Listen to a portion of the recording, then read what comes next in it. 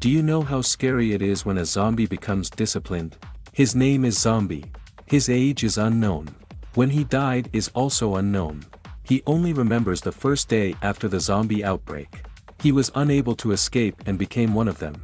After that, he wandered around with his kind until one day humans appeared with weapons that emitted blue light. From then on, the zombie army was defeated and some zombies were even enslaved by humans. Zombie didn't understand why zombies had to eat people or why humans had to exterminate zombies.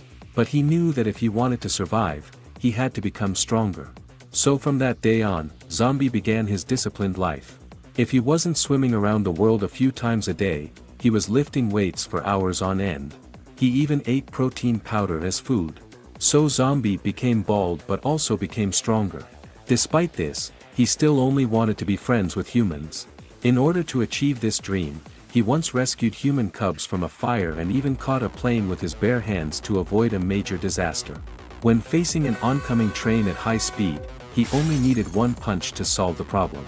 In order to get along better with humans, he gathered all the zombies in an abandoned city and required them to eat eggs every day. However, one day when Zombie was buying eggs in the supermarket, he found that his subordinates were on the wanted list again. At the same time, two reporters were secretly taking pictures nearby. They didn't believe that Zombie had the ability to lift a plane with his bare hands. But the next second they were stunned by what they saw. Zombie lifted a truck weighing tens of tons with one hand and then jumped on the spot and broke through the atmosphere with the truck in an instant. After circling most of the earth, Zombie finally arrived at his territory. The zombies who saw this scene were very excited, but two zombie cubs next to them asked, "King, why didn't you drive the truck over?" "Because I don't have a driver's license," Zombie replied awkwardly after answering the question. He then came to where his subordinates were gathered and various zombie bosses inside were already getting impatient waiting for him. But when Zombie opened the door for a moment, his subordinates still quickly stood in 2 rows. At this time, Zombie slapped the wanted order on Ah Go's body and said, "Ah Go, what's going on? How did you get wanted by humans again?" Ah Go was sweating profusely and then explained tremblingly that he couldn't control himself when he met humans.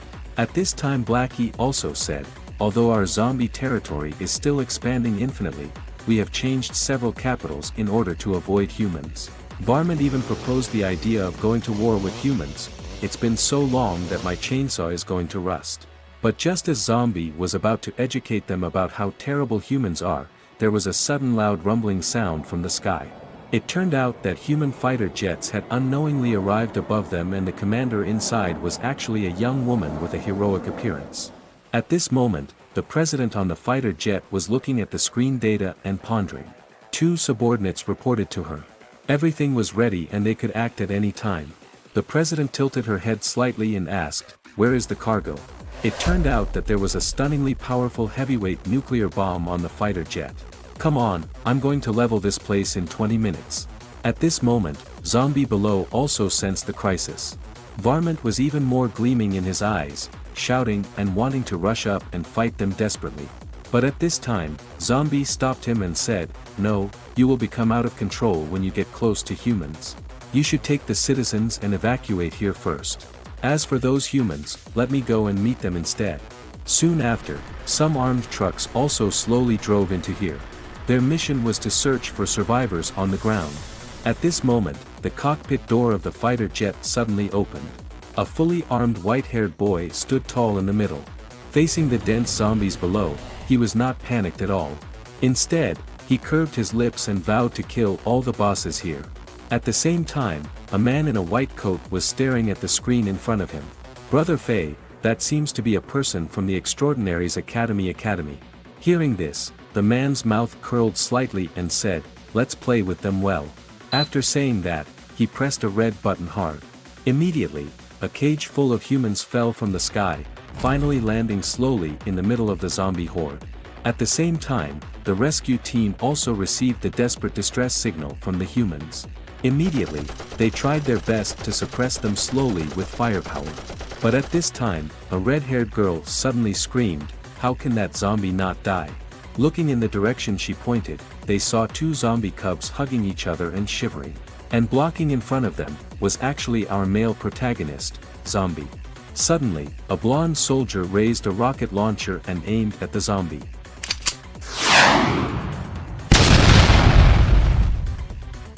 However, at this time someone reminded the blonde soldier, "Sir, we seem to have bombed the wrong person. This zombie masked man seems to be the recently emerging extraordinary human." The blonde soldier was stunned by what he saw. He had accidentally blown up the wrong person. But as the white smoke cleared, Zombie was standing there unharmed, touching his head with a puzzled look. At this moment, President on the fighter jet suddenly spotted the zombie boss's trail. So she ordered the white-haired boy to go to Zone B and intercept him. As soon as she finished speaking, the white-haired boy immediately leaped from the fighter jet at a height of 100 meters. On the other side, the man in the white robe started his mysterious plan in a certain room. "Brother Faye, I didn't expect them to evacuate the civilians. They are not to be messed with." Hearing this, Faye smiled slightly and tilted her head. "Let's give them something fun then." The green-haired man nodded immediately in understanding. Then under his control one of the zombies in the horde suddenly underwent a horrifying mutation in a short while.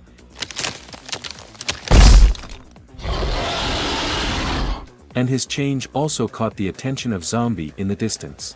But just then, the blonde soldier from the rescue team suddenly sprinted. While Zombie was still confused, he hoisted him up and ran towards his own convoy. He muttered as he ran that he had saved his life.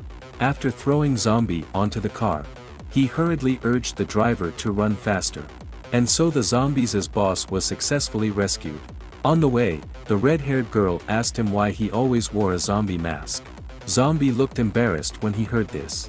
He didn't know how to answer. Meanwhile, the other rescue team also ran into trouble. They saw the mutated zombie lift up a bus. Then he threw it at them with great force. Fortunately, the white-haired boy appeared in time.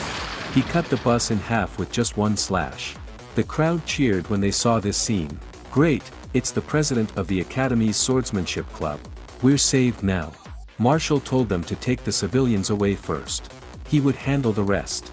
Just then, the zombie let out a piercing scream, as if it was suffering from great pain. Marshall noticed this and quickly drew his knife. Facing the zombie's attack, he slashed down. The zombie's body instantly cracked with numerous fissures, then exploded with a bang, shattering into pieces. He thought he could end the fight early, but he heard a rush of footsteps, interrupting his sense of victory. Marshall turned his head and looked at the source of the sound. He saw Zombie had quietly walked to the side of that zombie without him noticing. Zombie said, "I'm sorry, I'm too late." When Marshall heard that, he immediately classified him as one of the zombies. Then he raised his knife and slashed at Zombie. But the next second he was stripped naked and hung on a power pole. At the same time, the soldiers on the plane also noticed something was wrong. "Oh no! Marshall's health is dropping fast." The president was stunned to hear this. Marshall was actually defeated. "Damn it, there are still civilians who haven't gotten out. We can't drop the bomb on them." She gave a slight shake and jumped off the fighter jet. Zombie was baffled by what was happening. Another figure appeared in the air, speeding towards him. It was the commander of this mission. She quickly drew her sword from her waist. And then she slashed at Zombie with her move, White Blade. But the next second, the sword that could cut through anything shattered with a loud crack. President, who witnessed this scene, was incredulous. Zombie, on the other hand, was unscathed. President's eyes widened slightly. "What the hell is this thing?" She then hastily jumped back and put several meters of distance between them. Zombie looked a bit embarrassed at the woman who suddenly appeared, and quickly explained, "Well, I already apologized earlier." Hearing the zombie speak, President was also shocked. But she wouldn't let go of the enemy in front of her, and immediately pulled out her second sword, coldly saying, "Come on, let me see how powerful you really are." Zombie shook his head helplessly. "I said, can't you humans listen to me patiently until I finish talking?" Before he finished his sentence, President rushed at him like an arrow. She thought her speed was unmatched, but she didn't expect to miss this strike. She immediately turned 360 degrees and used her ultimate move, Red Blade. Red flashes of light swept across, cutting everything in half that they touched, even the buildings around them. However, under such an attack, Zombie just bent down slightly and dodged it. "Damn it, you're playing with me." The survivors around were almost done evacuating, and even Marshall, who was knocked out by the zombie, was dragged onto the car. The assistant on the fighter jet called President urgently, telling her to come back quickly. But President was fighting with the zombie fiercely, and had no time to care. The zombie was also helpless. Why was this woman so persistent? President had never been able to touch the zombie's edge, and now she was almost going crazy. They chased each other across half of the city. President saw that she couldn't catch up with the zombie, and immediately activated her second form. Her calves suddenly spewed out a lot of white gas, and after charging up, she shot out like a sharp sword. She came to the zombie's back in an instant, and then used her strongest move. The two landed almost at the same time. Target eliminated. President thought she had taken care of the zombie. As she was talking to the fighter jet on the radio, a mysterious force was plotting something on the other side. They had even planted a spy in President's team. Just when everyone was cheering for their rescue, the spy on the jet suddenly activated the nuclear bomb launcher. And then he pressed the button without hesitation. With a click sound. The next second, the heavy-duty nuke dropped from the jet. At this point, the spy in the cockpit had been subdued by the other two. When they reported this news to the others, everyone showed a fearful expression, looking at the nuke that was falling fast. President started to panic too. Then she quickly opened the ejector seat and tried to jump back to the jet. But the next second she froze in place. It turned out that her fight with Zombie had drained all her energy. Just when President didn't know what to do, Zombie suddenly appeared in front of her with a flash. Then before she could react, Zombie grabbed her and spun her around on the ground. Then President was thrown into the sky, and finally landed precisely on her jet. It took her a while to come to her senses. Suddenly, she realized with horror that the zombie was still alive. At this point, the nuke was less than 1 kilometer from the ground. However, Zombie didn't seem to have any intention of dodging. He lifted his foot and kicked hard.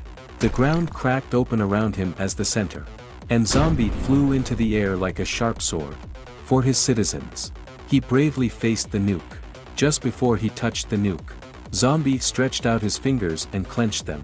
With a bang, he actually smashed the nuke's warhead flat. Everyone who saw this scene showed an incredulous expression. A loud boom echoed through the sky and earth. As a huge mushroom cloud rose up, Zombie completely disappeared into the flames. After a long time, when the flames slowly died out in the ruins, President on the jet showed a terrified expression. She saw a figure falling from the sky. Zombie scratched his head and thought, "Oh, I have to spend money to buy clothes again." While Zombie was worried about having nothing to wear, President on the fighter jet started to feel depressed. What's wrong with President? Why is he so gloomy? You better not ask. President fought zombies all his life, but now he was saved by a zombie. That kind of mood would make anyone unhappy, right? But then another subordinate suddenly shouted, "President, you got it wrong." She took the zombie's file and came forward to explain. This guy is not a zombie. He is an abnormal human who likes to wear a zombie mask lately. Hearing this, the girl's face instantly darkened like she wanted to eat someone. The next day, a ragged man came to the human city. Zombie quickly teleported to a phone booth. He was relieved when he learned that his men had safely retreated. But little did he know, his every move in the city was captured by the cameras. As soon as he returned to his rental room naked, President spotted his trail through the surveillance. At this moment, Zombie seemed to feel that he was being watched. And looking at the naked zombie, the girl's face was full of black lines. One day, Zombie was doing his usual self-discipline training. But thinking of his brothers who were still homeless, Zombie couldn't help but wonder. He didn't know if they had settled down well. However, at this moment, his door was suddenly kicked open by someone. It was the woman he had saved before. She ordered her men to start moving things around as soon as she entered. While Zombie was still confused, the woman suddenly took out an admission letter and put it in front of his eyes. "We are from the Beyonders Academy. We are here to inform you that you have been accepted. From now on, you are a member of our academy." After saying that, she pointed at Zombie.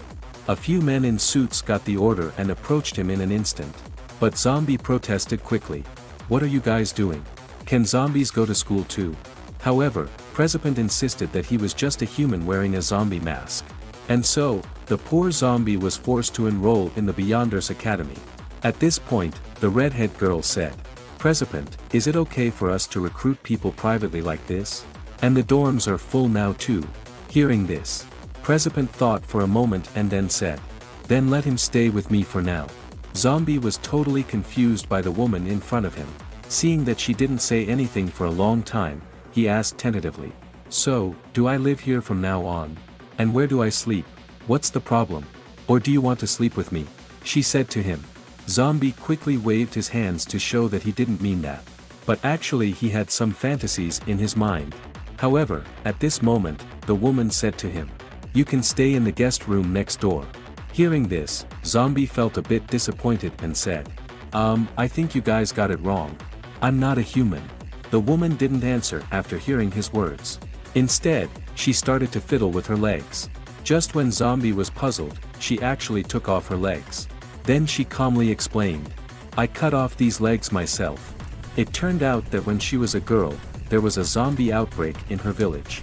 Her parents not only turned into zombies, but also bit her legs. She had to chop off her own legs in order to survive. And she also killed her zombified parents with her own hands. It was from that moment on that she swore to kill any zombie she encountered. Hearing this, Zombie quickly swallowed back the truth that he was a zombie. Then the woman looked at Zombie and asked, "What were you going to say just now?" You must have heard it wrong. I didn't say anything." To ease the awkwardness, Zombie quickly changed the topic and asked, "What is this Beyonders Academy you guys mentioned?" The woman didn't pursue the previous topic either. Instead, she started to tell Zombie about the history of the academy. It had been more than 1,000 years since the zombie outbreak. In order for humans to survive better, the government created the Beyonders Academy. And this academy was specially designed to train talents who could deal with zombies. Hearing this, Zombie couldn't help but think of how he looked like when he became a zombie. He didn't expect that he was already over 1,000 years old now. Then the woman said to him, "Tomorrow is the registration time for the academy. If you don't show up, we will be investigating your motive for trying to run away. And by the way, my name is Violet. The one you met tomorrow, Dawn, will show you around." Hearing this, Zombie was baffled. Dawn? Do I know this human? Standing in front of the Beyonders Academy, Zombie looked completely confused, so much so that he didn't even hear Dawn when she tried to greet him. This made Dawn angry and she started to scold Zombie. After throwing a final remark about the upcoming assessment, she stormed off towards the academy. Zombie, realizing he had made a mistake, quickly caught up with her and asked if the school required an entrance exam. As it turns out, this academy only accepts students with special abilities, and if their assessment scores don't meet the requirements, they won't be admitted. They arrived at the assessment site and saw hundreds of new students, each with their own unique physical appearance due to their special abilities. Since there were too many new students, Dawn had to ride on Zombie's head to get a better view. Curious, Zombie asked if he was exempt from the assessment since he had lifted an airplane in front of humans before. However, Dawn explained that lifting an airplane was only considered a common ability in this academy and that the teachers there didn't pay attention to the news. Suddenly, a limping old man slowly made his way to the podium. "Hello, I am your examiner. You may also call me sports department's president, Chen," he introduced himself. "The academy has been around for hundreds of years, and during that time, we have trained a variety of talents. Hope you can train hard like your predecessors and become an outstanding student." However, before he could finish his speech, Zombie suddenly interrupted with a question. What if a zombie was among the students?" he asked. The examiner's response was blunt, "We'll tear it limb from limb, and we will neuter it." Hearing this, Zombie felt a sharp pain in his lower body. Next up was the assessment, starting with a race. At the sound of the starting gun, the students rushed out like swords, running 100 meters in just 3 seconds. However, Zombie was still standing on the starting line, looking completely bewildered. They soon arrived at the second stage, which was a shooting competition. With a stylish pose, Dawn fired several bullets, and in the next second, the zombie head on the target was completely shot off. To avoid revealing his identity as a zombie, Zombie had to act cautiously and keep a low profile. He would always just pass the assessments with scores right on the passing line. While others had to run the 100-meter dash in under 10 seconds to pass, he would run it in exactly 9.57 seconds. And while others had to throw the shot put over 80 meters to pass, he would just throw it to 80.1 meters. However, despite his efforts to go unnoticed, Chen had taken notice of Zombie's behavior. He looked at the data in his hand and pondered for a moment. All of Zombie's subjects had only just reached the passing line, yet Violet said he was very strong. Was this person hiding his true strength, or did he have some secrets he was keeping? Soon, the next assessment arrived, testing the student's ability to throw a javelin. A red-haired boy took a stance and unleashed all his power. The next moment, the javelin flew out like a shooting star and hit the zombie target's lower body with a bang. Zombie, who witnessed the scene, felt a chill down his spine. The javelin had pierced through 3 zombie targets in an instant and still showed no sign of slowing down. Finally, it stuck into a road sign 32 kilometers away. Soon after the red-haired boy finished his assessment, Zombie stepped up to the stage. As he walked past, the red-haired boy gave him a disdainful look. However, Zombie did not react much and quietly picked up the javelin to begin his low-key assessment. Suddenly, Chen called out to stop him, attracting the attention of those around them. He walked up to Zombie and asked, "You're Zombie, the one introduced by Violet, right? She said you're very strong, but every time you take an assessment, you just barely pass. Are you hiding something? Everyone here is putting in all their effort, but you seem to be holding back. Are you a zombie?" Upon hearing this statement, Zombie quickly waved his hands to indicate that he is, in fact, a human. Chen then stated, "If your spear can be thrown more than 4 kilometers, I'll acknowledge that you're qualified. But if you can't, I'll charge you with espionage and castrate you." At this point, Zombie was completely dumbfounded. Ever since he turned into a zombie, he had been living in hiding, constantly exercising every day just to stay alive and avoid being captured by humans. So when Chen issued his challenge, Zombie thought to himself, "I'll just throw it as far as I can." Without hesitation, Zombie raised the spear in his hand, and with a flash of red in his eyes, a powerful energy surged through the exam hall. In just a moment, the spear had flown into space, piercing a satellite with a loud pop and continuing on its trajectory towards the moon. The students in the exam room were all blown away by Zombie's tremendous power. Chen cursed in disbelief at the destruction caused by a mere human. Unbeknownst to him, a gaping hole had been created on the surface of the moon, caused by the spear's impact. The power of this 1,000-year-old zombie is terrifying. His spear, thrown casually, can create a hole on the moon with ease. The force of the throw even caused the entire field to shatter, and the onlooker students were directly lifted off their feet. As they watched the students falling from the sky and the calm zombie in the field, both the examiner and students were amazed and in shock. Dawn looked at Zombie in admiration and asked, "You're so amazing. How far did you throw it?" Zombie scratched his head in embarrassment and said, "I don't know either. I just tried my best like I was told to." Hearing this, a meteorite that was about to hit the Earth was scared out of its wits. After passing the test, Zombie successfully passed the assessment. He asked Dawn if he could go home now with his certificate. Dawn looked at him as though he were a fool and said, "Why would you want to do that? With your strength, you could become a president. Do you know how much authority the president of a department has?" Zombie looked confused at Dawn's words. Dawn explained to him, "Take Violet, the Blade Department's president, for example. She not only commands an army, but can also use tanks, airplanes, and artillery at will, and even has the authority to use nuclear weapons. She even manages a city with a population of 40 million. And even the mayor is under her control. Strictly speaking, she is the true mayor." However, none of this impressed Zombie as he had his own city to govern. Soon, led by Dawn, they arrived at the biotech department. This is the logistics department for the students, and any student who passed the test could come here to choose a weapon. Zombie saw a picture frame on the table with a harmonious family of 4, which reminded him of his own family. Dawn explained to him, this was Professor Jamie, the former president of the biotech department, who was fondly known as the logistics minister. However, after his wife died, Professor Jamie became obsessed with using humans and zombies for biological research. But he was dismissed by the Academy for going overboard. The Academy even issued an order to kill him on sight. Just then, a girl with glasses walked over and asked, "Did Dawn pass the test?" Dawn replied proudly, "Of course."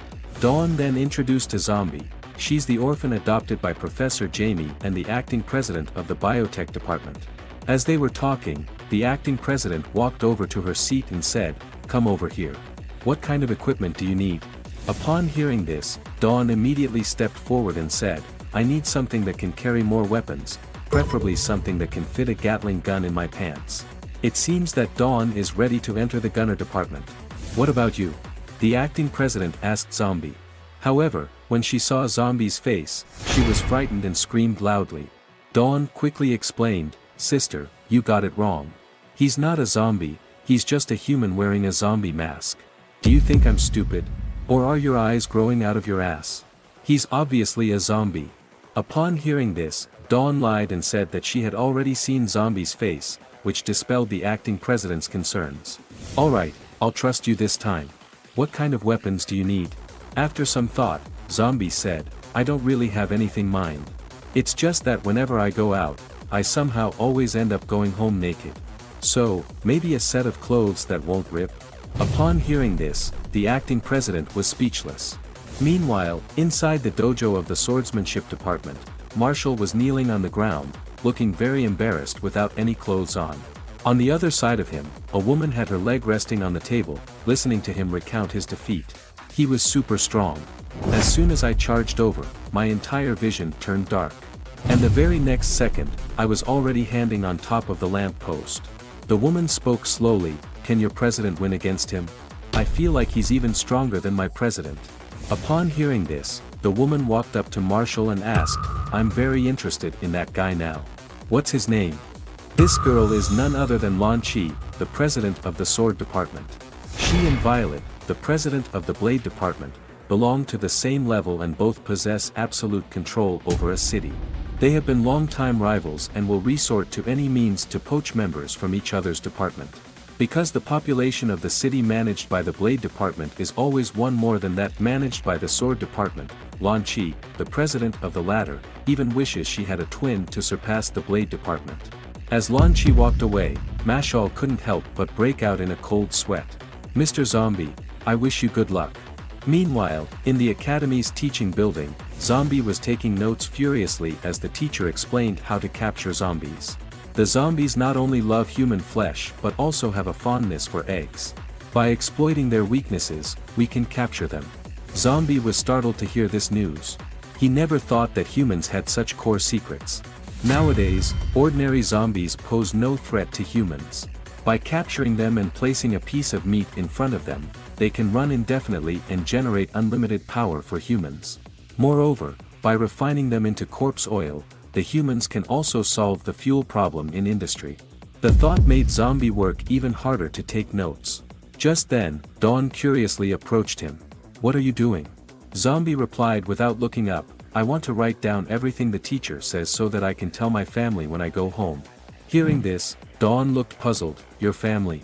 At that moment, a broadcast came on, "All students, please note that the new first-year students should gather in the indoor venue." Shortly afterward, the indoor venue of the academy was crowded with people. Just as Zombie and Dawn were wondering what was happening, Violet, the president of the blade department, walked over and said, "This is a very important meeting. You all better be quiet. You were introduced by me, so don't cause me any trouble." At the same time, on the other side, Lan Chi stared curiously at Zombie and wondered, "Is that guy Zombie? He doesn't seem very smart and doesn't appear to be very powerful either." She then prepared to have her subordinates test Zombie's strength.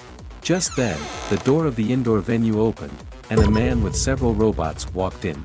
This man was the president of the Mechanical Life Form Department, who also happened to be Grand President of the Academy.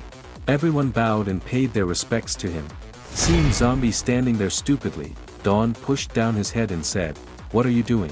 This is the president of the Mechanical Life Form Department, one of the most powerful people in the Academy. As the Grand President walked past Violet, he patted her on the shoulder and said softly, "Thanks to you for the last operation, you did a great job." Seeing this scene, Zombie looked puzzled and wondered if something was going on between them. Dawn smirked at him and asked if he was jealous. Zombie replied that he was just asking a casual question. He then asked Dawn if the Grand President was powerful. Dawn explained, "Do you remember Professor Jamie I told you about before? He was the last batch of people to conduct biological research before he was wanted. Among the tens of thousands of experimental subjects, only he survived. After Professor Jamie was wanted, he founded the Mechanical Life Form Department. His strong power convinced people, and he successfully increased the city's population under his management to 50 million. In the 10 years he governed the city, not a single zombie appeared in his jurisdiction, and he wiped out every single one of them. Hearing this, Zombie was suddenly frightened and broke out in a cold sweat. At that moment, the voice of the Grand President rang out, "Although all of you are only first-year students, you are all elites from various fields. Now, I have a matter that requires your assistance." With that, he signaled the nearby robot to activate the camera, and the robot's head opened to project an imprisoned figure behind the Grand President. "This person is a spy we captured a few days ago. He secretly dropped a nuclear bomb, nearly killing one of our outstanding presidents." Upon seeing the figure, Zombie's anger soared. "So it was this guy who bombed me with a nuclear bomb last time." The Grand President continued, "Normally, such a person would be executed immediately, but according to reliable intelligence, this person is the confidant of the former president of the biotech department. In order to make him reveal the hiding place of Professor Jamie, we have tried various methods, but students from grades 2 to 5 have all failed, even using the rack, needle pricks, and castration, but he still did not budge. You are all talents from different regions, and I declare here that whoever can make him reveal the hiding place of Professor Jamie will be appointed as the vice president." With those words, chaos erupted in the audience. As a first-year student, they couldn't believe they stumbled upon such an opportunity. The students then began to sign up, displaying their unique skills and abilities. Some resorted to verbal intimidation, some resorted to offering incense and praying, some resorted to banging drums and gongs, and still, others even recited scriptures. Watching these peculiar actions from the students, Violet felt a wave of dizziness, wondering what kind of talented individuals she had recruited. 2 hours later, though students tried every trick in the book, they still could not extract any information from the prisoner, nor could they even make him speak. It was then that Dawn looked towards Zombie and asked, "Zombie, can you make him speak?" Upon hearing this, Zombie's expression became serious. "Not only can I make him speak, but I can also make him sing loudly." Dawn's face lit up with excitement upon hearing this, and with the Grand President's approval, Zombie slowly made her way towards the interrogation room, muttering, "My subordinates have always been obedient, but they always lose control when they see humans for no reason. I hope this human can explain something." Those who did not understand the truth, like Violet and Dawn, were puzzled by his sudden enthusiasm. But soon after, Zombie walked into the interrogation room, where the man was imprisoned. Upon seeing Zombie, the man snorted and did not even bother to look at him. However, Zombie did not speak. He only stared coldly at the man. The man, seeing this, spoke first. "Are there no more people in your academy? Sending new recruits like you is useless. I won't betray Brother Faye." In the next moment, Zombie responded with action. His arm quickly sliced across the man's body, leaving a wound on his arm. At first, the man looked at the wound with disdain, even laughing out loud. "Are you here to joke around? I am not afraid of having my balls crushed, and a mosquito bite would hurt more than your scratch. Could you please use a little more force?" It wasn't until Zombie coldly said, "Stand up," that the man obediently stood up. Watching this scene, Violet and others in the monitoring room were shocked. How did he do it? It turned out that when Zombie scratched the man just now, he had also injected the zombie virus into the man's body. The virus traveled through the man's blood and quickly took control of his brain. The man had now become a second-generation zombie under Zombie's control. Then, Zombie asked the man what his name was. The man answered, "My name is Shao Kai." This made everyone in the monitoring room even more shocked. Did he have the ability to control other people's thoughts? Zombie then asked, "I heard you're a close subordinate of Professor Jamie. So you must know a lot, right?" "Yes, I know most of the things." "Okay, then tell me, why did the zombies in Y City suddenly lose control?" "Because Brother Faye sprayed a biological agent over the city. The zombies became violent after smelling the agent. However, we can control these zombies. Brother Faye ordered them to attack humans to get combat data from the Beyonders Academy." "Why did you do this?" "Brother Faye only told me that he was doing something great. He ordered us to control the zombies and kill humans, extract combat data from the members of the Beyonders Academy, but I don't know anything else. Where is Professor Jamie currently located? He is located 500 meters underground in the ruins of the H-City. After obtaining Professor Jamie's location, Zombie commanded the man to turn around, and he walked out step by step. In a zombie-like tone, he muttered, "You people are really hateful, and I don't want to see you again. Take care of it yourself. The man responded woodenly, "Understood." As Zombie walked out of the interrogation room, everyone's gaze upon him was filled with fear, causing them to unconsciously step back. The surrounding murmurs were heard, "This guy is too twisted, it's terrifying. He can actually control people's thoughts." Listening to the surrounding comments, Violet stared sternly at Zombie, while Lan Chi became even more curious about him. Just then, the Grand President applauded, "Truly awe-inspiring. First-year students are indeed full of surprises. I promised you the position of Vice President, and I will fulfill my promise. Now come with me to register." Just as Zombie was about to inquire about Professor Jamie, the Grand President interrupted him, "No rush, we are also looking for him." Afterward, under the Grand President, they left. Once they departed, Lan Chi's subordinates looked puzzled. "Strange, do we still need to register for the Vice President position?" Lan Chi was also unsure of what the Grand President was up to, so she decided to follow along and see. Meanwhile, 500 meters underground in a laboratory in H-City, the man with glasses turned to Professor Jamie and said, "Brother Fei, according to reliable sources, the spy has already confessed, and our location has been exposed." Upon hearing this, Professor Jamie did not answer but instead fell into brief contemplation. After a moment, he said, "It doesn't matter if he confess. We will do what we need to do. Let them come." The man with glasses was filled with cold sweat. "Those people are not to be trifled with. You are taking a great risk." Professor Jamie walked away nonchalantly. "Our experiment is nearing its end. If they can come, all the better. Let them witness the birth of a new species." In the meantime, Zombie followed the Grand President to an abandoned factory in the outskirts. As he surveyed his surroundings, he asked the Grand President, "Where are we?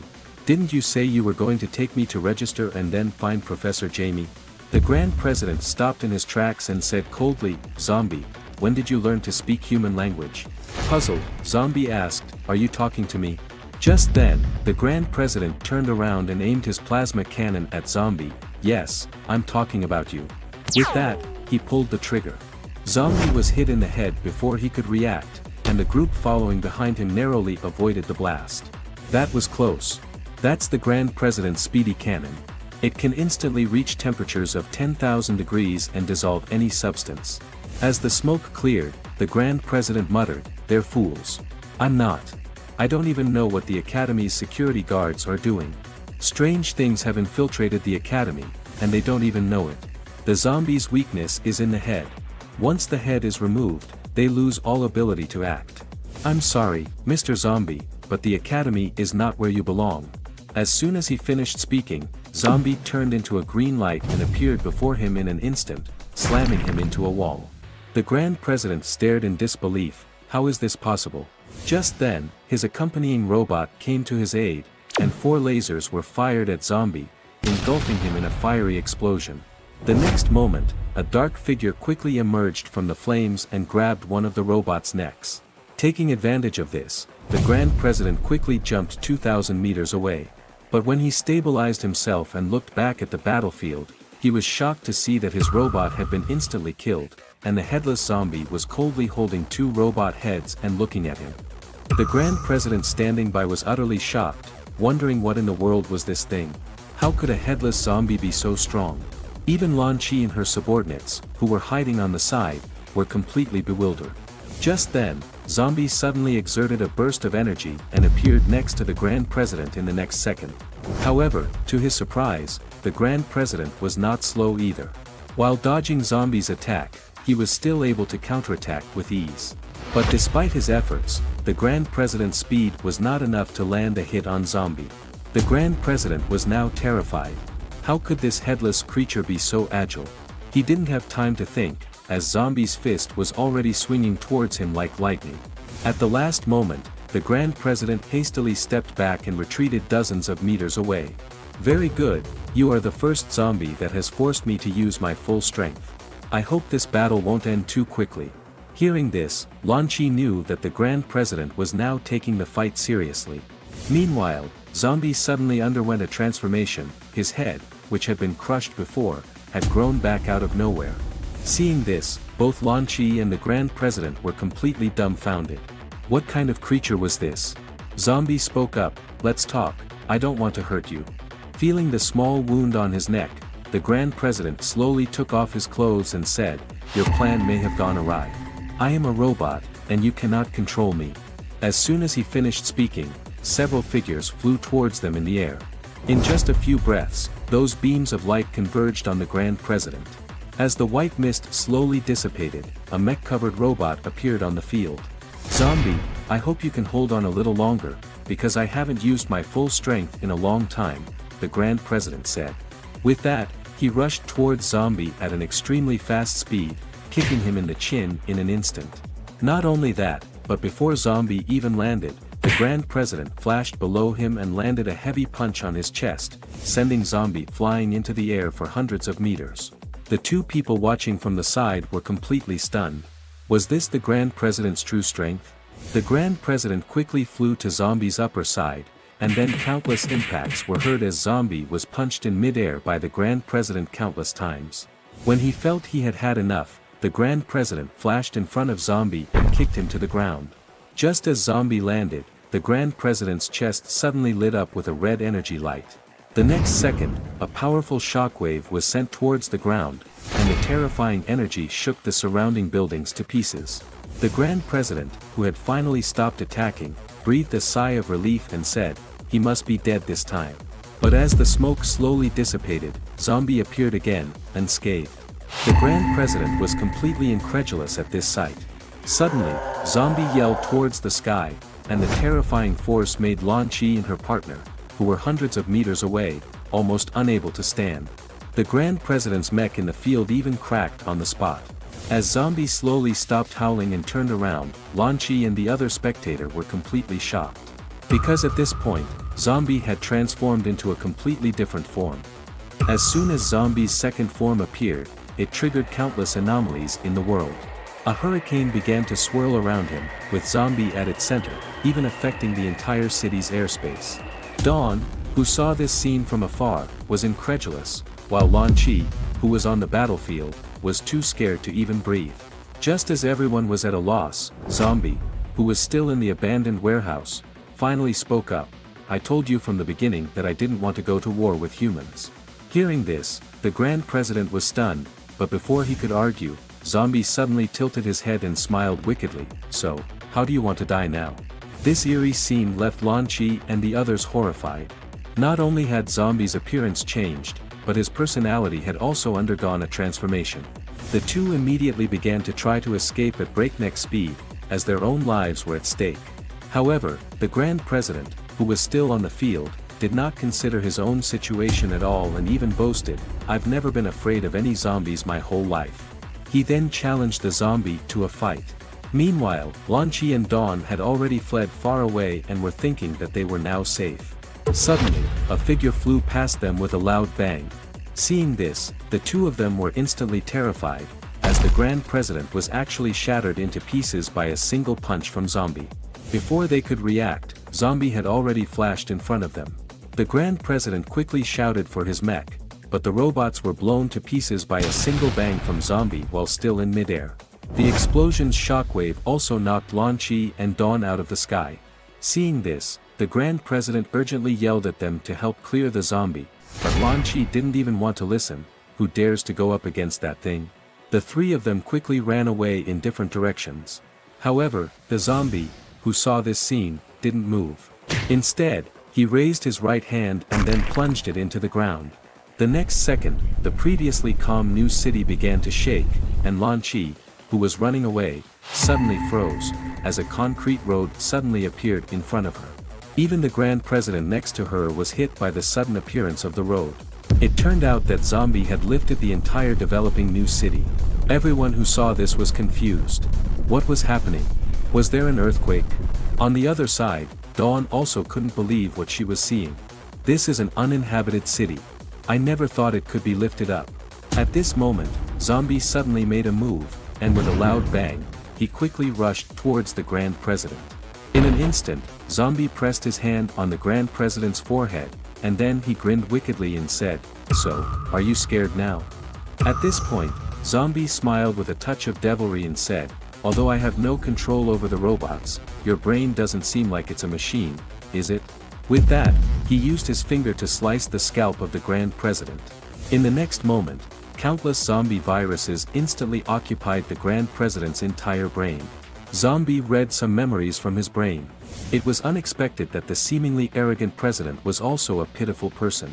At the age of 5, both his parents passed away due to an accident. He was then captured by Professor Jamie for human modification, and it could be said that there was hardly a normal part of him below his head. Seeing this, Zombie couldn't help but pity him and said, "Do you think living like this is any better than being a walking dead like us?" With that, he released him. Lan Chi below saw what happened and hurriedly rushed over to catch the barely breathing president. At this moment, she was also horrified. She never thought that Zombie had the ability to read other people's memories. Later that night, Zombie hurriedly ran back to his dormitory, thinking to himself as he packed his luggage, "Why couldn't I control my emotions again? Now I'm exposed. I should run away quickly." However, when he was ready to leave with his luggage, Violet suddenly appeared and stopped him. Zombie was very helpless at this moment. He was clearly a very kind zombie who really disliked killing, but for the sake of his freedom, he turned around and rushed towards Violet. However, at this moment, Violet suddenly displayed a letter of appointment, and said, "From today on, you are the Vice President of the Abnormal Academy." Zombie was very confused when he heard this, but the appointment letter in front of him didn't seem to be fake. He then instinctively asked, "Did the Grand President personally seal this with his stamp? Also, didn't he tell you anything else?" Violet slightly tilted her head and said, "The Grand President only said that you are a rare talent, without saying much else." At the same time, when Lan Chi learned that the Grand President wanted to keep Zombie, she was shocked. However, the Grand President said, "Whether he is a zombie or a human is no longer important. The most important thing is that he can help us catch Professor Jamie." He then asked Lan Chi how the arrangements for this matter were going. Upon hearing this, Lan Chi said that everything was prepared and they could leave at any time. "Very good. I hope we can successfully catch Professor Jamie this time." The scene then shifted to an abandoned small town where Varmint angrily roared, "Our king has been captured by humans, what should we do? Kill the humans and rescue the king." The zombie minions were filled with passion. However, Blackie on the rooftop expressed disdain. "How could our king be captured by humans? I think it's just Varmint being idle." After a few peaceful days, a carrier suddenly appeared in a certain sea area. The Grand President stood in the command center and shouted into the microphone, "Listen up, everyone. We only have one chance, and we must catch Professor Jamie at any cost." They soon arrived at the ruins where Professor Jamie was hiding. However, Zombie, with Dawn, was wandering around like window shopping. Just then, a group of armed human forces suddenly appeared. When they saw Zombie, they all saluted him, leaving him feeling very confused. At this moment, a captain stepped forward and reported, "Starting today, the 56th Army composed of 120,000 people will only listen to Vice President Zombie's arrangements." Observing the 120,000 humans at his command, Zombie curiously inquired, "Would you be willing to die for me if I asked?" As his voice faded, a soldier immediately pulled out a grenade, shouting, "It would be an honor." Zombie was left speechless, wondering if the man was mad. But at that moment, a discordant voice interrupted his thoughts, "I don't understand how such an important strategic location is guarded by a weakling. You should hide behind us, lest you cause harm." At this point, Dawn exclaimed, "Are you the president and vice president of the Steel Blade Department from the Stainless Steel Academy?" Simultaneously, on the aircraft carrier, an armored youth scoffed, "Has your academy run out of people? Sending a novice to guard such a vital position?" Lan Chi immediately retorted, "If you're going to help, help. Don't babble in front of me." The Grand President joined in, saying, "Do you believe that this novice could beat you senseless?" The Stainless Steel Academy's Grand President scoffed, and informed them that reinforcements were on the way, just wait and watch. Meanwhile, in a control room several kilometers underground, someone asked, "Brother Faye, they've all entered the city. What should we do?" Professor Jamie responded with an evil smile, "Let's play with them first." Pressing a button on the console, hordes of zombies converged on Zombie from all directions. Suddenly, Glasses Man noticed something strange among the zombies. It turned out that Varmint wanted to find humans for revenge, and had incited the dead to attack them. But only one arrived the next day, and after handing over gasoline to Varmint, fled at top speed. Before leaving, he claimed he wouldn't dare disobey the king's orders. Varmint was speechless. Why not just keep it from the king? These cowardly fools, it's just a few humans. Watch me cut them down. However, curiosity compelled him to sniff the green gas floating in the air. Glasses Man was overjoyed seeing this, as he hadn't expected this zombie's data to be so exceptional. He couldn't help but laugh. "Come on. Show me your strength." Meanwhile, on the surface, the weaker zombies were quickly dispatched. Looking at the bodies, Zombie was puzzled. "These don't seem to be from my horde." Hearing this, Dawn quickly turned away, feigning ignorance. The president suddenly stepped forward, taunting, "You weaklings should go home and not get in the way."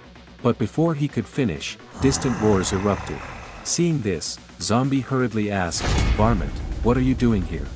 Varmint didn't answer, instead downing the gasoline in his hand. Dawn was dumbfounded by the sight. What on earth is this? Suddenly, Varmint pulled the trigger on his chainsaw, and the engine roared to life. At that moment, Varmint mustered his strength and let out a forceful roar. In an instant, the surrounding structures cracked and crumbled. Dawn, who stood directly opposite him, was sent flying through the air. Fortunately, Zombie appeared in time to shield them from the brunt of the attack. With terror etched on her face, Dawn inquired, "What on earth is this creature?" By now, the entirely uncontrollable Varmint was ranting about annihilating all of humanity. The president of the Steel Blade Department, intrigued by these words, remarked, "Impressive, a formidable zombie at last." However, Zombie grabbed Dawn and sprinted away. Confused, Dawn asked, "Why are we running? Isn't the president here?" Zombie, without looking back, replied, "Don't be foolish, that creature is indestructible." Hearing this, Dawn was taken aback. Zombie then warned, "Varmint possesses a genuine, undying body." Yet, their escape was misinterpreted by the president of the Steel Blade Department as Zombie's fear. Before he could finish his mockery, though, the vice president was sent flying by one of Varmint's punches. Resounding crash, the president finally realized the gravity of the situation and urgently inquired, "What's happening? What just occurred?" At this point, the vice president was speechless. When the president looked again, Varmint had already materialized before him, and a rapid series of thuds from their ensuing battle echoed throughout the area. Inside the surveillance room, Glasses Man gasped, "Incredible. This creature's combat prowess is off the charts." Meanwhile, the president of the Steel Blade Department was faring poorly. As he contemplated a counterattack, Varmint slapped him, causing him to spin helplessly. Subsequently, the president was kicked hundreds of meters away with a single, powerful blow. Within moments, both the president and vice president had lost their fighting strength. As Varmint reappeared before them, he raised his chainsaw and swung it menacingly. Elsewhere, atop a building, Zombie and the others watched the events unfold leisurely. Panicking, Dawn exclaimed, "Oh no, it seems the president of the Steel Blade Department can't hold on much longer." To her surprise, the once arrogant president now cried out for his mother in utter despair. Dawn and her companion exchanged bewildered glances. As Varmint prepared to claim the president's life, the nearby team leader urgently asked, "Vice President, what should we do now?" Zombie observed Varmint's movements, considering that intervening might expose him. He then turned to Dawn and instructed, "You go down and fight him." Hearing this, Dawn protested, "Even the president couldn't defeat that creature, going down there would be like walking into certain death." Zombie, however, ignored her and bit her arm. Dumbstruck, Dawn lamented, "It's over, am I going to turn into a zombie now?" She then clutched her chest and rebuked him, "You wouldn't be harboring any inappropriate thoughts, would you?" Speechless, Zombie advised, "Just remember to go easy when you attack." Fearing the exposure of his identity, Zombie employed his powerful virus to reconfigure and enhance Dawn's genetic makeup. In an instant, she transformed into a formidable fighter. As Varmint was about to defeat the Steel Blade Department's president, Dawn hastily hurled a rock at his forehead. Irritated, Varmint turned and roared, "Who dares to interrupt my affairs?" Unruffled, Dawn stepped forward and challenged, "Saw wielder, what satisfaction do you find in bullying the weak? Come, entertain me instead." Varmint hesitated, then retorted with a fierce glare, "Who do you think you are? Worthy of battling me? What, are words your only weapon? I assure you, I can reduce you to tatters in mere moments," Dawn replied, swiftly producing a customized Gatling gun. In a blink, a barrage of bullets sped towards Varmint. Unexpectedly, Varmint evaded the onslaught with a casual series of dodges. However, the Steel Blade Department's president behind him was not as fortunate. But for the steel armor he donned, Dawn's bullets would have claimed his life before Varmint could. Seizing the moment, Dawn teleported in front of Varmint and leaped into the air, performing a 360-degree aerial spin.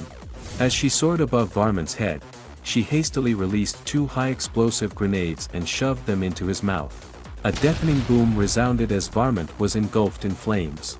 But once the smoke dissipated, he emerged unscathed, scoffing, "I am immortal, your efforts are futile." Before he could finish, a shotgun blast struck his face. Dawn, grinning wickedly, taunted, "Not bad, but that was merely a warm-up." Meanwhile, the squad captain inquired curiously, "Vice President, what exactly did you do to her?" Zombie replied nonchalantly, "Merely a minor genetic modification. Moreover, this is only the beginning, I can make her even stronger." Back to Varmint. Although immortal, he found the relentless barrage unbearable. Dawn, seemingly invigorated, let out a maniacal laugh. Witnessing this, the Steel Blade Department's president and vice president despaired, yearning for the safety of home. Suddenly, Varmint seized the initiative and charged at Dawn, only to be trampled and kicked in the face. The force of her blows sent him hurtling hundreds of meters back.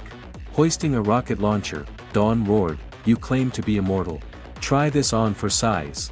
Varmint, disheveled from the beating, noticed nearby gasoline. Desperate, he guzzled an entire barrel. Simultaneously, Dawn's rocket hurtled towards him. With a flash, the projectile split in 2. Reinvigorated by the gasoline, Varmint's combat prowess soared, and he managed to bisect Dawn. The Steel Blade Department's president and vice president lamented, "It's over, we're doomed." Smirking haughtily, Varmint jeered, "I told you I am immortal. Heed my warning in your next life." However, at that moment, Zombie on the rooftop clenched his fist. Miraculously, Dawn's severed body began to mend itself. Varmint gaped in astonishment, never suspecting that Dawn, too, possessed the power of immortality. This is the proper way to wield a Gatling gun. One swift blow, and even Varmint is left bewildered for a moment. It turns out that just recently, Dawn, under the influence of Zombie's super virus modification, not only experienced a significant surge in combat prowess but also gained an undying body similar to Varmint's. Witnessing this spectacle, the 2 presidents present wished nothing more than to flee home to their mothers. However, the 2 combatants in the arena seemed to grow more invigorated with each clash. Dawn, wearing a wicked grin, roars, "Impressive, isn't it? Today, I am feeling generous, I shall accompany you to the bitter end." Upon hearing these words, Varmint is left dumbfounded. What is going on? It seems that Dawn appears even more like a zombie than he does. Zombie, who is observing from the rooftop, never expected Dawn's potential to be so immense after undergoing genetic mutation. Yet, her entire skeleton has been shattered, and the pain from being bisected earlier is all too real. The battle must be concluded quickly. Varmint, since you refuse to stay home, do not blame me for using Dawn's hand to thrash you. With Zombie's deliberate manipulation, Dawn's latent potential is once more ignited. In an instant, she appears before Varmint. A thunderous boom resounds as Dawn's fist connects with Varmint's face, sending him flying dozens of meters away. Just then, Dawn reappears behind him and mercilessly smashes the butt of her gun into Varmint's forehead. As the dust settles from the echoing bang, Varmint crawls from the pit only to be met by Dawn in a relentless barrage of blows. At this point, Varmint has no ability to fight back. Anticipating yet another combination attack, he hastily surrenders, promising to return home immediately and never venture out again. Upon hearing this, Zombie's face contorts with embarrassment, while the bespectacled man observing from the control room is equally baffled. Suddenly, Dawn drops her machine gun, and her tense demeanor vanishes in an instant. Seizing this opportunity, Varmint springs from the pit and lands a surprise punch on Dawn's face. Witnessing this, Zombie exclaims in exasperation, "Dawn, what are you doing? You actually believed his lies. Moreover, the moment you let down your guard, you revert to your original state." Dawn, filled with regret, did not anticipate her heightened state to dissipate so easily. Varmint, now brimming with arrogance, sneers, "So, you took some stimulants. Now that their effects have worn off, I'd like to see how you meet your end." Zombie, rendered speechless by the scene, realizes that he must take matters into his own hands. The bespectacled man observing from the shadows is thrilled, exclaiming, "This zombie is incredibly powerful, even resorting to sneak attacks." He excitedly manipulates his keyboard, intending to have Varmint eliminate them all. As Varmint closes in, just before he can finish off Dawn and the others, the bespectacled man notices another person appearing on the street. Varmint halts his actions as he spots Zombie approaching. Just as the bespectacled man anticipates another thrilling showdown, Varmint begins to stammer, unable to articulate a single word. Zombie, with a dark expression, shouts, "Varmint, didn't I tell you to stay home? What are you doing here?" At these words, everyone present is taken aback. Inside the control room, the bespectacled man is equally astonished, as no matter how he tries to control Varmint, he remains unresponsive. With Zombie's arrival, Varmint's consciousness is instantaneously pulled back to their first encounter centuries ago. Back then, he had assumed Zombie to be a mere fledgling zombie, never expecting that in just a few short years, Zombie would become the supreme leader of the undead realm. The scene returns to the present, where Dawn and the others struggle to comprehend the sight before them. Moments ago, Varmint was brimming with arrogance, but now, he is paralyzed with fear. Upon witnessing this scene, the bespectacled man's face was a picture of disbelief. Without hesitation, he frantically pressed buttons on the control panel, attempting to manipulate Varmint further. However, as Zombie steadily approached, Varmint was so frightened that he dared not even breathe. In a fleeting moment, Varmint's thoughts drifted back to a summer several centuries ago. At that time, he had reigned as the Zombie King, dominating his corner of the world. Yet, when the self-proclaimed zombie appeared, Varmint initially dismissed him as an ordinary zombie. Within the next moment, Zombie had grasped Varmint's mouth, declaring, "From now on, you are my subordinate. Any objections?" Hearing this, Varmint hastily nodded in agreement. Fast forwarding to the present, Varmint remained utterly motionless. Infuriated, the bespectacled man cursed, "You possess an immortal body. What on earth are you afraid of?" Little did he know, Varmint had once been dismembered and hung from a tree as cured meat for centuries as punishment for his disobedience to Zombie. Thus, regardless of the bespectacled man's efforts to control Varmint, his body instinctively resisted. At that moment, the computer controlling the zombies exploded under the bespectacled man's furious button mashing, and Varmint, terrified, fled the scene. The bespectacled man stood dumbfounded, while nearby onlookers were equally baffled. As for Zombie himself, he was utterly perplexed, wondering, does Varmint truly fear me that much? Seeing his plan foiled by Zombie, the bespectacled man seethed with rage. However, as he prepared to continue, a large hand suddenly landed on his shoulder. "Let it go," the voice said, "these zombies were merely an appetizer. The real show is just beginning." As the words faded, several armed helicopters appeared high above in the sky. It was the president of the Beyonders Academy and his associates who had arrived. Lan Chi asked the traitor, "Tell me, is your brother Fei hiding below?" "Yes, they're concealed 1,000 meters underground, spanning an area of over 10,000 square meters," the traitor replied. Lan Chi was momentarily taken aback. "How on earth are we supposed to search such a vast underground space?" Before she could finish, the president of the Stainless Steel Academy unsheathed his sword, proclaiming, "Just watch my performance." With that, he launched himself from the helicopter like a speeding arrow. Witnessing this, Lan Chi could not help but comment sarcastically, "You truly are a reckless man." Unfazed, the Stainless Steel Academy president advanced, brandishing his sword haphazardly. In the next instant, he executed a spiraling descent toward the ground. Within moments, a thunderous boom echoed from the earth below. Incredibly, in just a few short breaths, the Stainless Steel Academy president had created a massive, 100-meter-deep crater in the ground. Rendered speechless, Lan Chi thought, "He's quite the oaf." Then, she turned to the Grand President and voiced her concern, with such a commotion, what if there are traps below? The Grand President, however, remained nonchalant, asserting that in the face of absolute power, all traps were meaningless. With that, he too leaped from the helicopter, plunging toward the ground. Upon the arrival of all armed forces in the subterranean lair, a thorough search yielded no suspicious individuals, much to the bewilderment of the Stainless Steel Academy's president and the Grand President. Had Professor Jamie fled? Meanwhile, above ground, Lan Chi could not help but complain, why must we stand guard up here while they descend to apprehend someone? Violet, having no alternative, could only placate her with a resigned reply, their rank is higher than ours, after all. The scene then shifts to a skyscraper, where the bespectacled man asks Brother Fei, all of their forces have entered. What should we do next? Brother Fei adjusts his glasses and states, it's time to show them the greatness of my experiment. Execute Plan A. Simultaneously, in the underground lair, the Stainless Steel Academy's president approaches a cylindrical cultivation chamber and, driven by curiosity, peels off a note affixed to it. The note reads, "Behold the Zombie King. Open if you dare."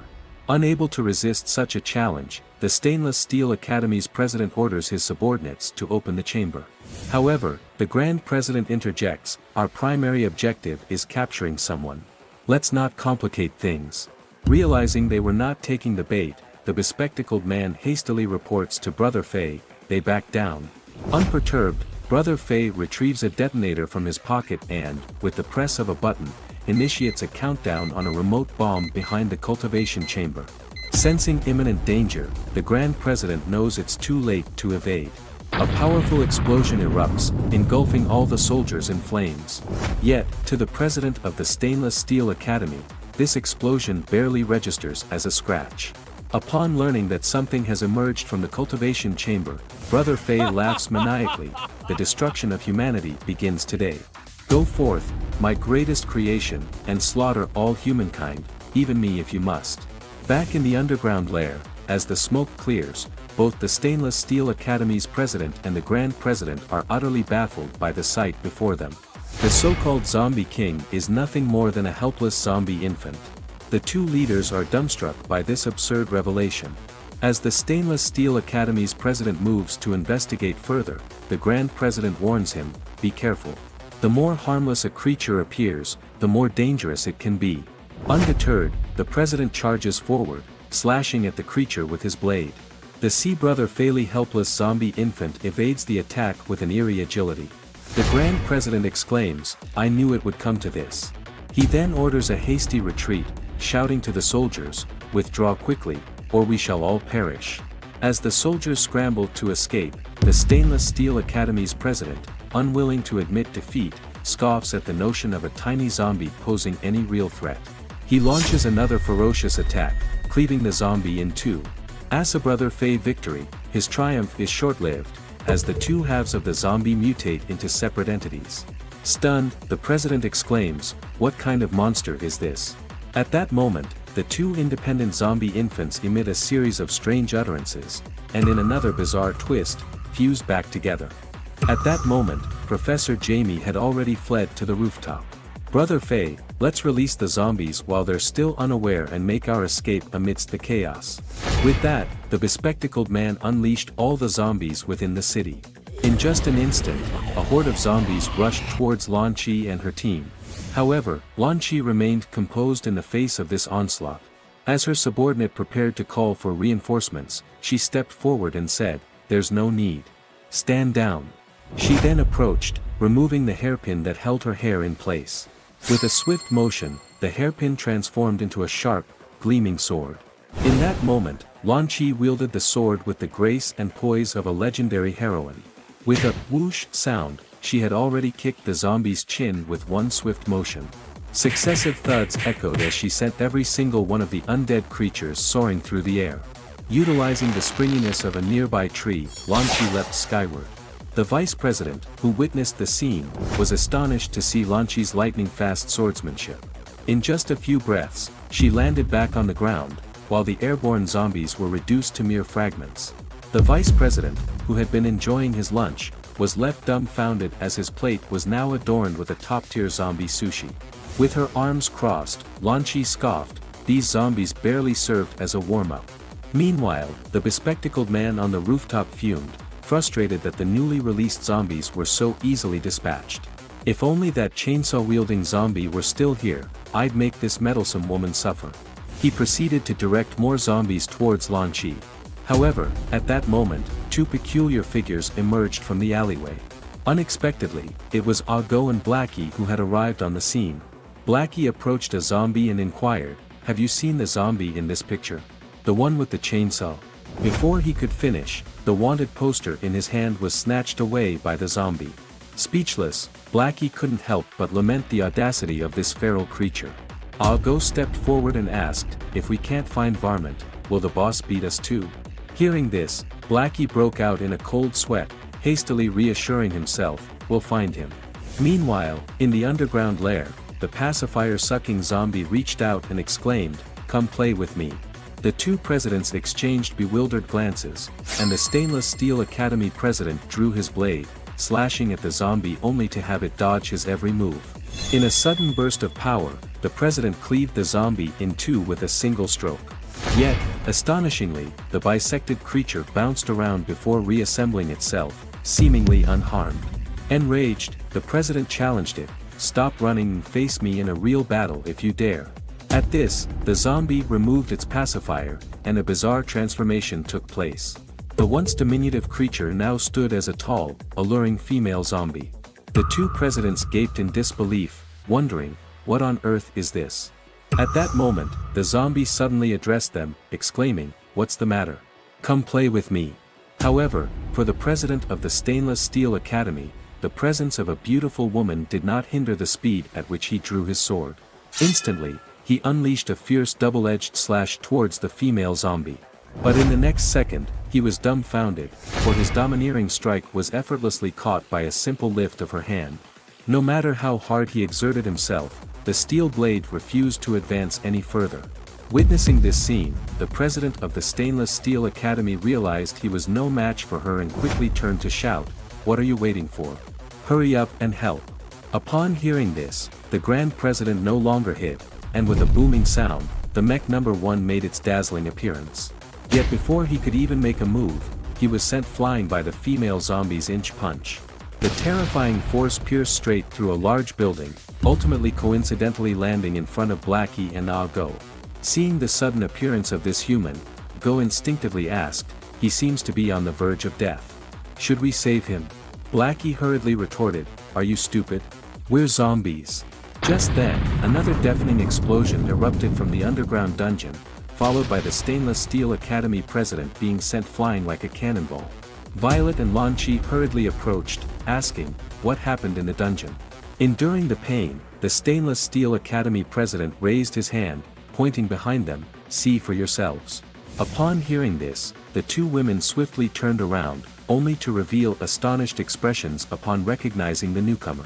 For the alluring female zombie was now leisurely leaning against the railing, yawning, before casting a flirtatious glance at Lan Chi and Violet.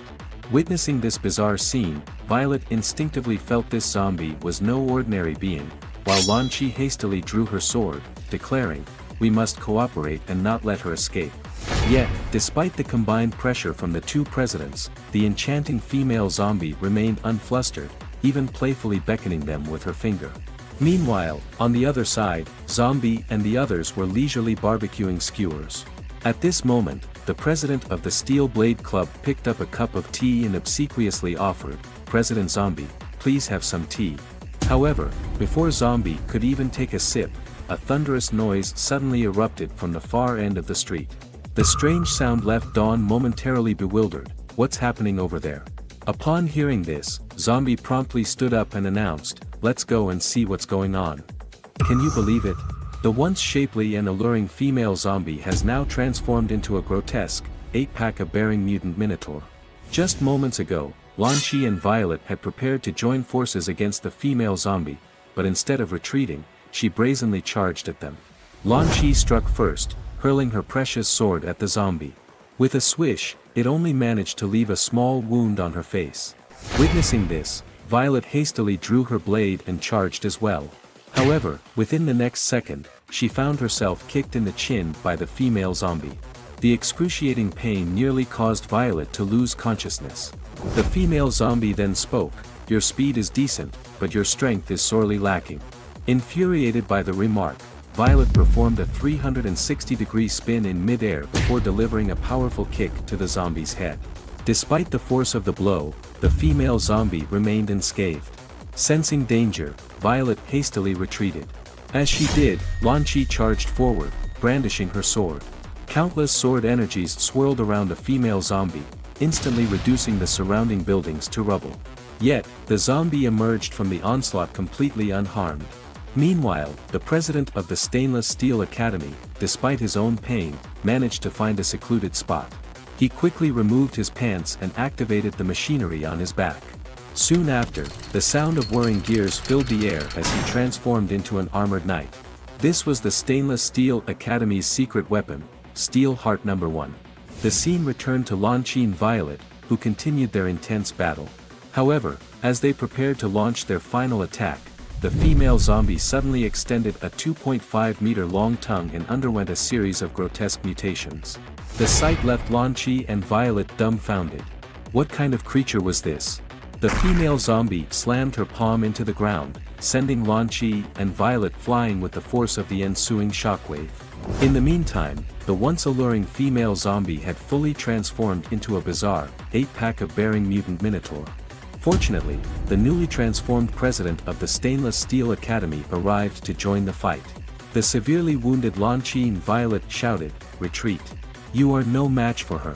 But the overconfident president ignored their warnings and arrogantly approached the mutant minotaur. "Human, I hope you can withstand my attack." "Very well, let's settle this with a single blow."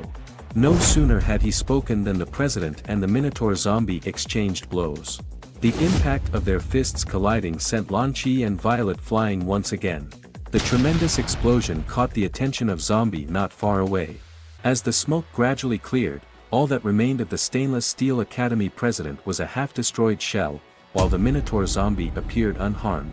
"Human, you have lost. Abandon your futile resistance. I am the greatest zombie king in this world, and your demise is inevitable." Little did the Minotaur zombie know, Zombie was rapidly approaching from a short distance away. Despite facing such a formidable adversary, Lan Chi and Violet never once wavered. However, in the face of absolute power, their efforts were ultimately futile. The Zombie King merely flicked his wrist, and the Stainless Steel Academy president's mech disintegrated instantly, while Lan Chi and Violet were flung into the sky. Fortunately, Zombie appeared in time to rescue them. But before they could react, the Zombie King commanded, "Attack. Devour them." At his command, countless zombies charged towards Lan Chi and her friends. Upon witnessing this, Zombie was filled with rage. He threw Lan Chi and Violet to the ground and yelled, "Are you all blind? Begone!" Hearing this, the zombies were dumbfounded, and in an instant, they ceased their attack. The Zombie King, puzzled, inquired, "Who are you?" Zombie strode through the horde and asked, "You call yourself the Zombie King, so what should I be called?" At his words, the countless zombies all prostrated before him. In no time, the entire horde was crushed beneath Zombie's feet. "Well, are you speechless at the sight of me?" he taunted. The Zombie King grinned, "Ah, a fellow creature." He then proposed, "Since there can only be one Zombie King, let's have a contest." With that, he fiercely punched Zombie in the face. But the terrifying blow was met with mockery from Zombie, who asked if the Zombie King had been skipping meals. Hearing this, the Zombie King seethed, but before he could react, Zombie's fist had already landed on him. In an instant, the powerful force sent the Zombie King flying tens of kilometers, eventually crashing into an aircraft carrier. Professor Jamie, watching the battle from a rooftop, was dumbstruck. A fearsome creature had emerged from nowhere. On the other side, the Zombie King laughed, "Interesting. At last, I've found a worthy opponent." He then plunged into the ocean and lifted a submarine weighing tens of thousands of tons into the sky. With a deafening explosion, Zombie was engulfed in dust. Meanwhile, atop a building, Blackie was administering emergency treatment to the president. Suddenly, Ah Go tapped his shoulder, "Look over there. I think I sense the great king's presence." As he spoke, a figure shot out from the center of the submarine. Zombie soared into the sky, and then flung a rope around the Zombie King's neck and yanked him violently. The next second, Zombie delivered a savage kick to the Zombie King's face, obliterating his features. The Zombie King was now thoroughly enraged. He charged to the ground, lifted the submarine once more, and swung it towards Zombie. With a thunderous boom, Zombie was blown thousands of kilometers away, landing on an aircraft carrier. Zombie's eyes turned cold. Do you enjoy smashing things? Come on, give it a try if you dare. The Zombie King had not yet grasped the severity of Zombie's words. Meanwhile, upon witnessing the Zombie King's immense power, the Grand President urgently advised, "We must evacuate. The creature Professor Jamie created isn't something your great king can handle." Before he could finish, Blackie scoffed, "Humans, pay close attention. There is no one in this world who can challenge the great king, not even a god. For the great king is invincible." As he spoke, Zombie suddenly appeared before the Zombie King, having teleported from the aircraft carrier. As the Zombie King marveled at Zombie's sudden increase in speed, Zombie's fist brutally slammed into his face. The terrifying force sent the Zombie King hurtling off the earth. Before the Zombie King could catch his breath, an aircraft carrier hurtled towards him at breakneck speed. With a resounding crash, the Zombie King was viciously embedded into the moon's surface.